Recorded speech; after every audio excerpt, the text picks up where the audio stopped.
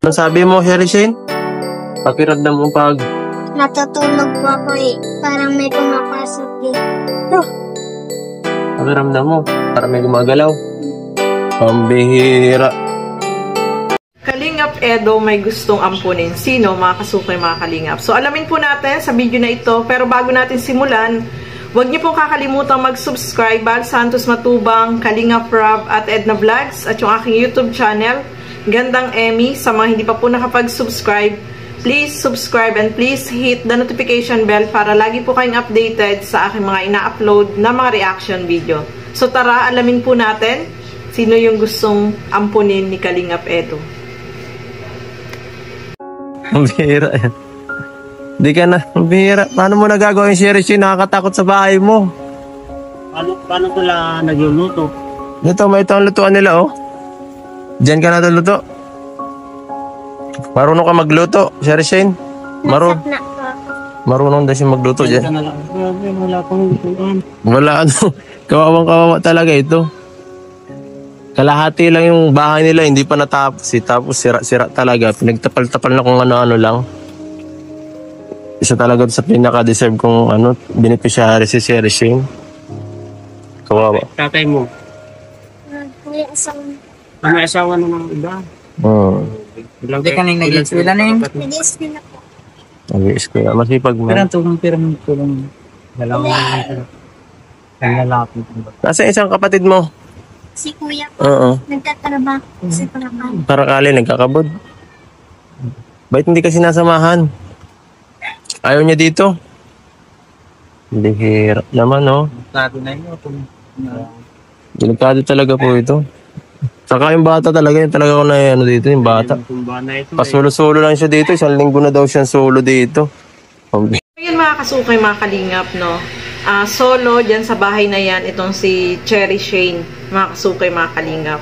Sobrang nakatakot, no? Yung bahay nila nakakatakot, lalo na kapag halimbawa malakas yung ulan, tapos may hangin, parang matutumba po yan, no? Mga kasukay, mga kalingap. Kaya delikado para sa kanya na magsolo po dyan sa bahay na yan. So, yung mama niya ay hindi pa rin nakauwi hanggang ngayon, almost 2 weeks na. Mag-isa lang po siya dyan. So, siyempre nakakatakot. Si Kalingap Edo nga po ay nag-alala para sa kanya kasi babae pa siya. Napakadelikado po yung bahay niya. Tapos, mag-isa lang siya dyan na sariling sikap niya, no? Buti na nga lang po nakita siya ni Kalingap Edo, no? Na nabigyan siya ng tulong. Sana maganda is ang ibigay sa kanya ay pagkain, no? Para mamaya yung pera, pag-interesan pa ng iba, diba? Kasi solo lang po siya dyan. So, delikado rin para sa kanya, mga kasukay, mga kalingap. So, eto, gusto sanang ampunin ni Kalingap Edo. Ito, panoorin po natin. Aampunin na lang kita. Wala naman dito yung magulang. Sherry Shane, ayaw mo? Sino ako? Si Kuya Ibo. Alam pa. So, yan nga po, mga kalingap, no? Gustong ampunin ni Kalingap Edo kasi sobra po siyang naawa dito kay Sherry Shane dahil solo nga siya dyan. Hanggang ngayon, hindi pa rin umuwi yung kanyang mama, no?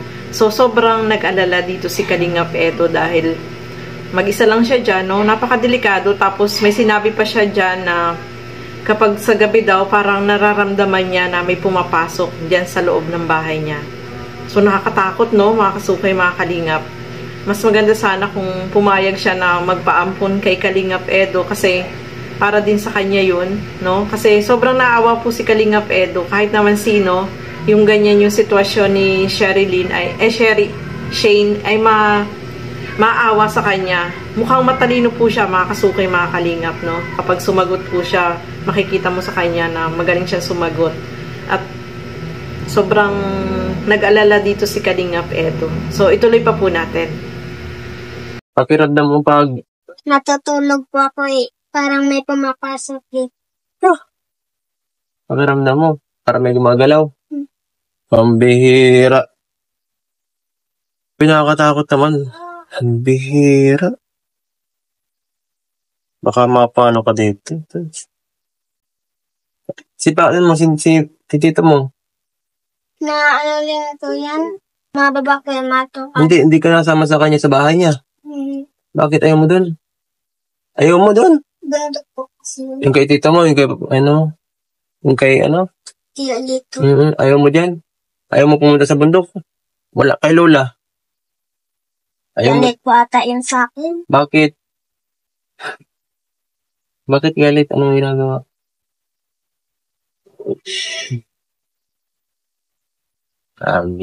Di ako na lang kasama mo. Ayaw mo sa bahay.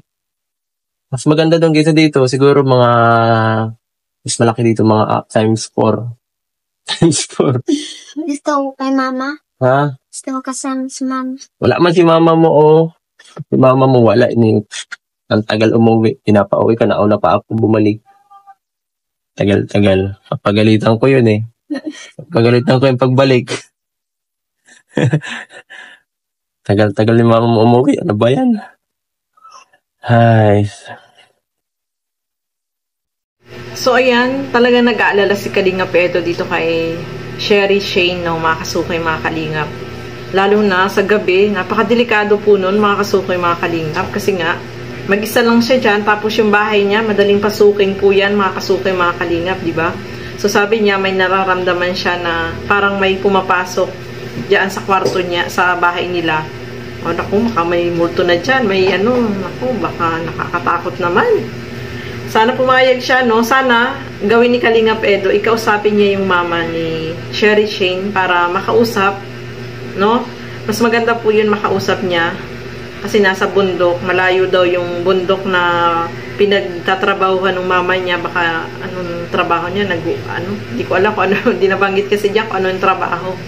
So, sana makausap ni Kalingap Edo, no? Mga kasukay, mga kalingap, na kawawa itong anak niya, no? Kasi iniiwan niya, mag-isa lang dyan sa bahay. Napakadelikado po niyan, mga kasukay, mga kalingap.